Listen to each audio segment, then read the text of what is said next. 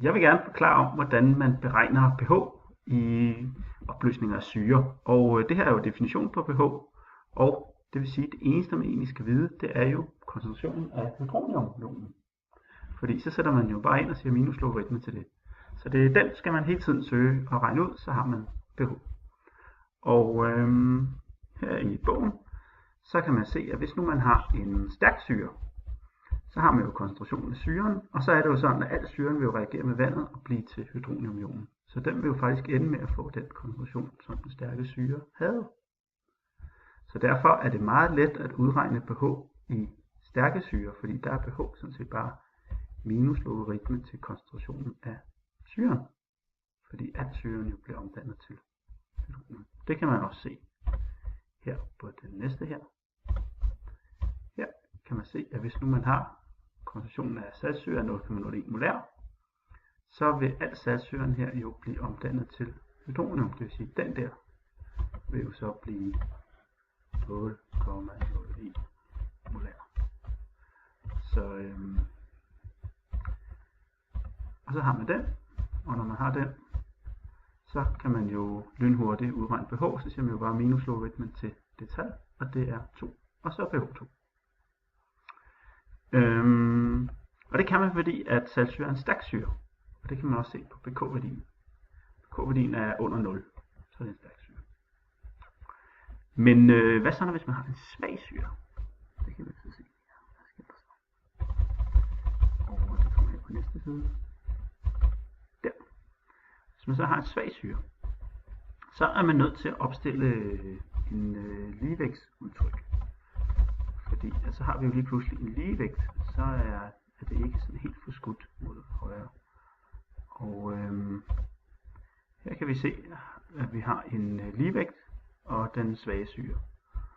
Og der kan vi så se, hvad sker der så? Jo, noget af syren her vil blive omdannet og blive til H3O+. Men ikke alt sammen. Og når det ikke er alt sammen, så er man nødt til at tage den formel, som er lidt mere kompliceret. Og så skal vi sætte det i ligevægtsudtrykket, og det kommer så til at se sådan ud, som det er vist heroppe. Og det kommer til at se ud på den her måde, fordi at syren vil reagere, og noget af den vil blive omdannet, og man kan se, at der bliver dannet noget H3O+, og så bliver der dannet noget af den korresponderende base. Og der vil blive dannet lige meget af de her to, fordi der står et tal foran heroppe. Så derfor vil koncentrationen af H3O+ være den samme som koncentrationen af den korresponderende base. Så det er også det, de skriver op her. Det er derfor, de skriver H3O+ der og der. Og det svarer til den mængde, der er mistet herover. Så hvis man sætter det ind i ligevægtsudtrykket, så kommer det til at se ud som deroppe. Og så kan man sætte ind i den der og udregne H3O+ koncentration, for det er den eneste ubekendte, hvis vi kender ligevægtskonstant. Vi kan også se et regneeksempel på det her. Bum.